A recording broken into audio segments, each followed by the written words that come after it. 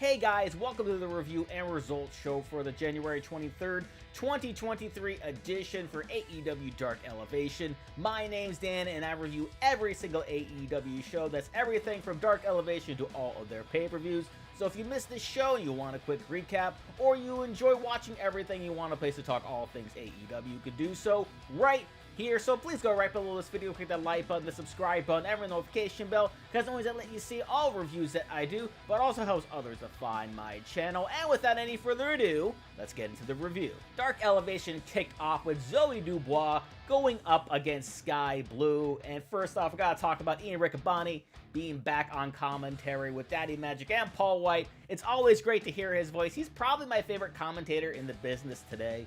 But back to this match. I know Zoe was set to lose this one, but after watching this, I am an instant fan of hers. Just the way she moves, her attire, her flexibility, how deliberate her kicks are, just fantastic.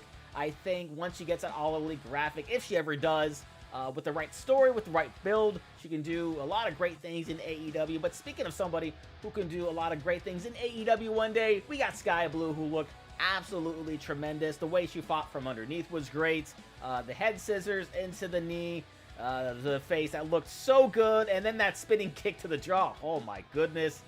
She also has a pretty nice super kick, but ends up winning this one with a Skye fall. She could potentially be AEW champion one day, and this match was a must-see for me. After that, we had the Butcher and the Blade with the Bunny versus David McCallion and Richie Slade, and I absolutely love this because this is exactly what it should be. The Butcher and the Blade being monsters and continuously beating up, and no offense to David or Richie, guys like this makes them feel much more of a threat that they should be. They should be feeling near the top of the tag team division, in my opinion. It's simple yet effective booking, and I absolutely love them. The crowd loved them, and they end up winning with a neckbreaker powerbomb combination here. Hopefully we see big things from Butcher and the Blade in 2023. Maybe a tag title match or two.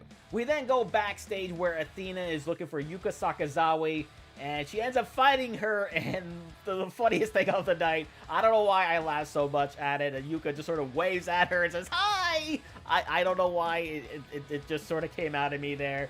They started brawling, and it's simple yet effective booking to sort of keep this feud going along. I like the fact that this isn't like a one and done sort of deal, that we're continuing this a bit more as we build up towards the next title match, considering how short of a feud Athena versus Marina was. I like that this is being longer built out. I don't think this is going to be stretching out towards the pay-per-view, because it is a bit of a ways away. I think it's not until like March 15th, I think they said during the show.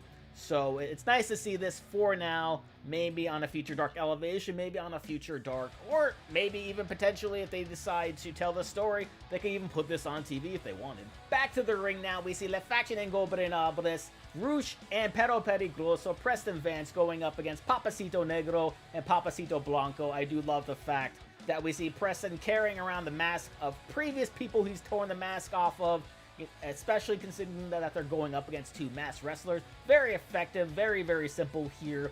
And considering that they are two masked wrestlers, they're two very big masked wrestlers, and that made the beatdown on them look so much more impressive.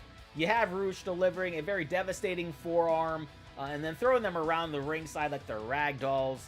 Preston has a fantastic spine buster and a shoulder block. Everything that both of them look so impressive, and kudos to both of their opponents for making it look so.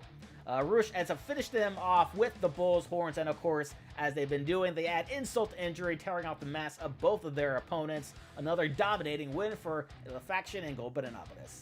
Up next is Emi Sakura going up against Brooke Havok, and this was what I thought was going to be another one-sided match with Emi literally spanking Brooke at one point. She got some pretty good looking offense in here. Probably did one of my favorite things of the show. No, I'm gonna go out and say it. It's my favorite thing on this show when Brooke rolled onto one of Emi's shoulders and did this tornado DDT. Looks so impressive. The way I described it does not do the move at all justice. But Emi's experience did prove to be too much for Brooke here, as she gets the win with a fantastic moonsault off the top. This is another one of those matches you need to go out of your way to see.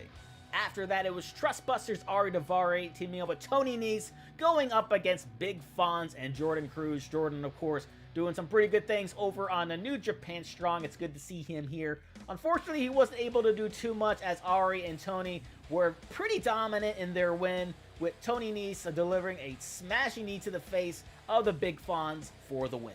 Then we had the main event of the show with Serpentico, Ryan Nemeth, and Pretty Peter Avalon going up against Alex Reynolds, John Silver, and Evil Uno of the Dark Order. This was a bit of a variation of their match from the first Dark Elevation of the year. Nonetheless, it was still fun. We got some dancing, got some near falls, some heel shenanigans on the outside. We even had a moment where it looked like we were going to have an upset, but ultimately, there were no match for the power of the Dark Order and the power of the combination of moves being delivered by John Silver and Alex Reynolds as they pick up the win. And that was AEW Dark Elevation. What did you guys think about it? Please let me know down in the comment section below. Standout moments for me, definitely everything that the women did here. Both the matches were fantastic, and everything that they've been doing to build up the feud between Athena and Yuka Sakazaki has been great.